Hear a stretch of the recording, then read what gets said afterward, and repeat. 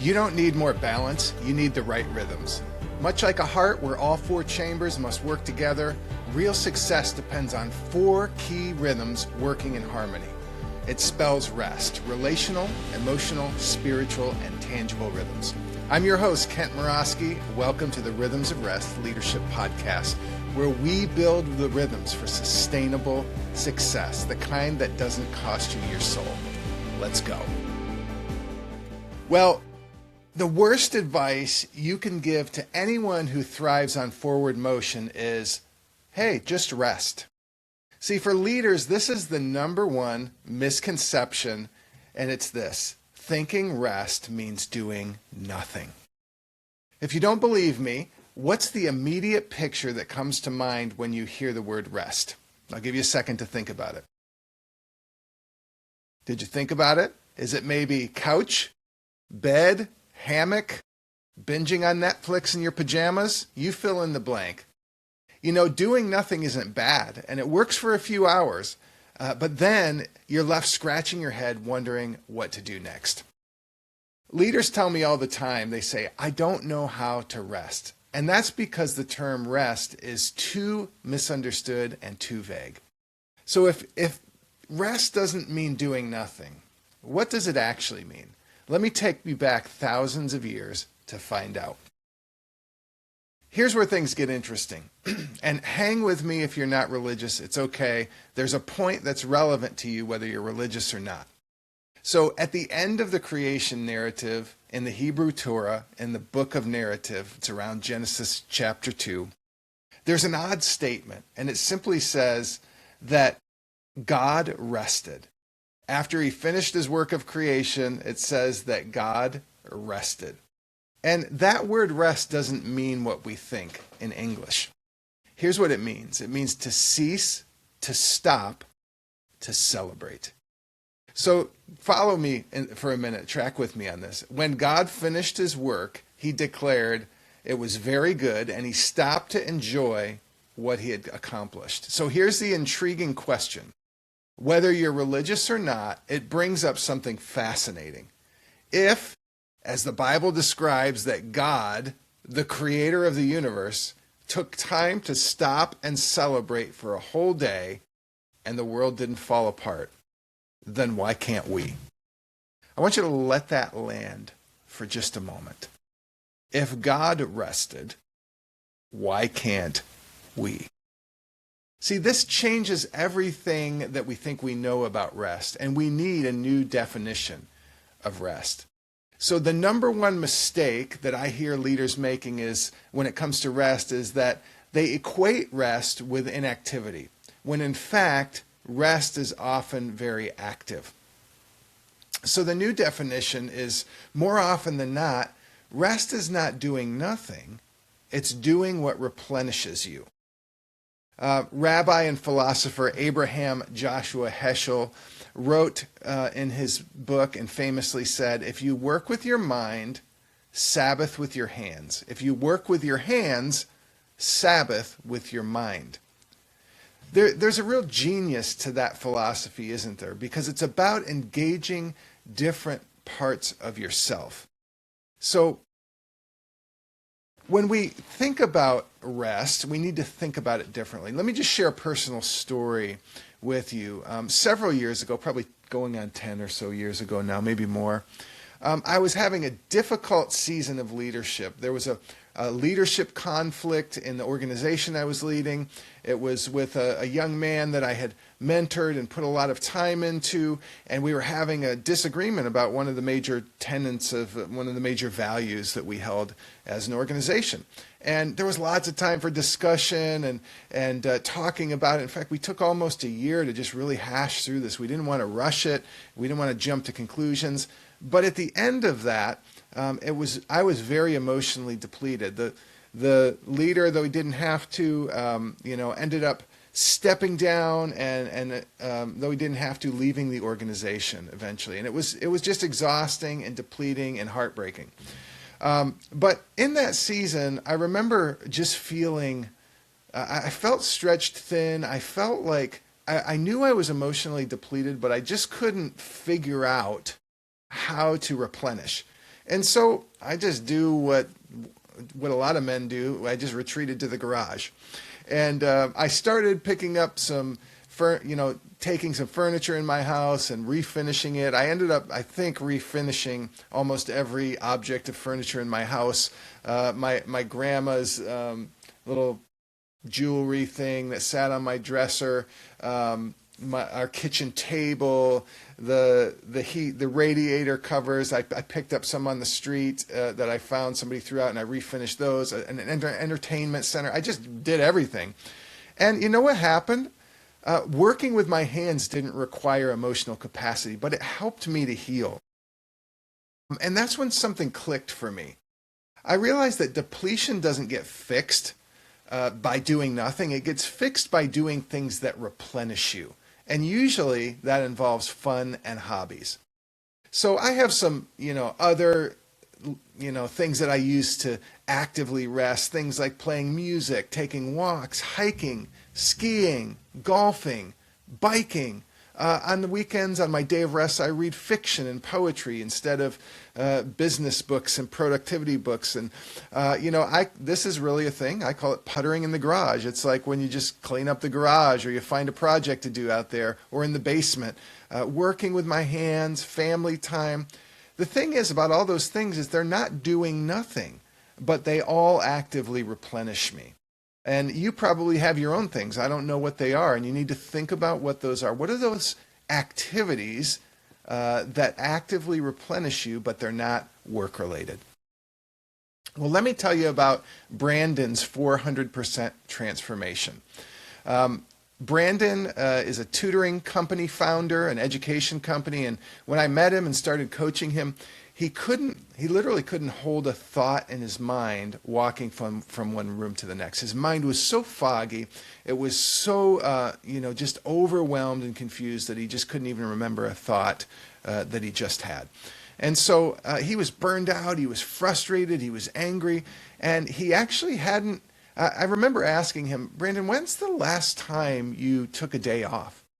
And he actually hadn't taken a day off that he could remember in 5 or 6 years because he just felt like if I do, I'm going to get buried and I won't be able to catch up. So when I introduced him to this concept of rest or of Sabbath, he was skeptical.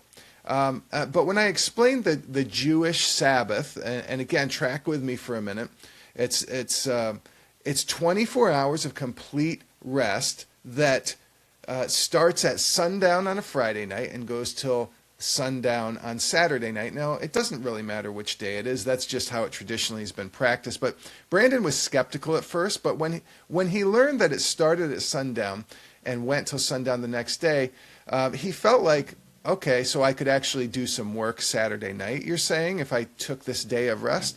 I said, yeah, why don't you just start with 12 hours? He said, no, I think I can do the full 24 as long as I have some time to kind of re-engage on Saturday night so I don't get buried. Well, he did that, and suddenly things began to click. So before this, now within a few months, he went from working 12 to 15 hours a day, 7 days a week, to working 2 to 4 hours a day, 6 days a week. I want to repeat that because that's profound.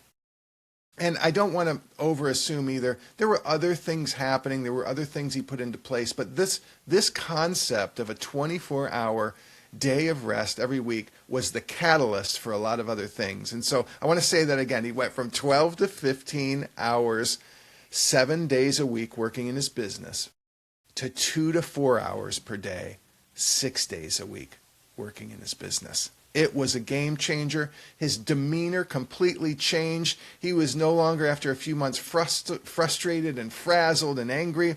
I want to do the math with you for a minute. That's nearly a 400% decrease in hours worked per week. Now, maybe you're like, Ken, I don't want to work 2 to 4 hours a day in my business. Well, you don't have to. That's not the point. That's what it led Brandon to. And after he did that, in the months following, just caught up with him recently, he had the time to do all the things that he'd wanted to do, but just had been putting off for years. He started a podcast. He wrote a book. And there was things that were on his heart to do that he just never had the time to do. But Sabbath, that day of rest, was the catalyst. And I wonder for you, could a real day of rest become a catalyst for you too? Here's the challenge for you leaders. The do-nothing approach doesn't work well for high-capacity people. Because here's why. You often love your work. You love personal development, productivity. You want to get stuff done. You love creative problem solving and creating things and making things better. And the problem with doing nothing is it can feel like torture, and it doesn't work for a lot of people. Because we find ourselves sneaking in the behaviors. We're opening up our phone to check the email or peeking at our computer or doing other work-related tasks when we're supposed to be resting. Or, I know that happens with me sometimes as well. I'm not perfect, but I want to reframe our approach to rest, because instead of doing nothing on a day of rest or even after work when you're kind of weary, why not try doing something that replenishes you? And here's why it gets even more nuanced. Because rest isn't one-dimensional. There is actually 4 different types of depletion, and at least 4 types, and they each need different solutions. So there's 4 rhythms that we talk about on this show that we call rhythms of rest. So different types of depletion require different types of rest. And this is all about the 4 rhythms, the framework rhythms of rest, because rest isn't one-dimensional. And if you don't audit, what type of depletion and think about what you're actually experiencing, you're going to keep resting wrong and wondering why you still feel burned out. So let me break down each rhythm with its specific need for you. First, the R in the word rest is relational rhythms. For example, if you're depleted relationally, probably what you need, not always, but probably is deep connection, where you can just let your hair down and be you with someone you really trust. What you don't need is isolation, but sometimes because we're dealing with maybe some relationships that are toxic, we think we need isolation, and you may need a bit of that, but we really need relational, deep connection with people we trust. If you're emotionally drained, what you need is fun and hobbies oftentimes, not more productivity, because emotional depletion it's one of those ones, it's probably the hardest to understand how to replenish, and I found that fun and hobbies kind of tend to do the trick many times. If your spiritual rhythms are dry, and please understand what I mean by that, that could be faith or that could be a robust philosophy of life. But what you need if you feel dry is purpose and beauty. What you don't need is another task to do. And then tangible rhythms. What do I mean by that?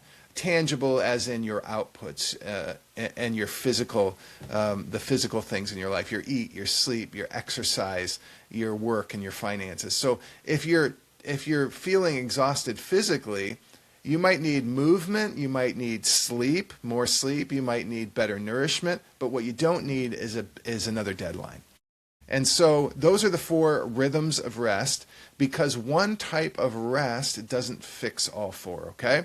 But if you identify which rhythm needs replenishment and give it what it actually needs, you'll stop running on fumes and you're going to start living and operating from overflow. All right. Well, I told you every week that we're going to have a rhythms check at the end of this. So here's your rhythms check for this week. And I want you to actually do this, not just think about it, okay? It's a simple step. It's going to take you can do it right when you're done with this podcast, but definitely in the next 24 hours or so. Ask yourself this question. Which of the 4 rhythms, relational, emotional, spiritual, or tangible, feels most deeply depleted right now? Don't overthink it. Your gut knows. Then I want you to do one thing this week that specifically replenishes that rhythm. Not the rhythm that's the easiest to fix necessarily, unless you really feel like you need to start there. Not the one you always default to, but the one that needs it most. Here's a reflection question for us this week. Imagine taking a full day to do only what replenishes you. No productivity, no checking email, no sneaking work. What would you actually do on that day? I want you to just list 3 activities without overthinking it right now. So if you've got them in your mind, now ask yourself, when's the last time you did any of them? And be honest.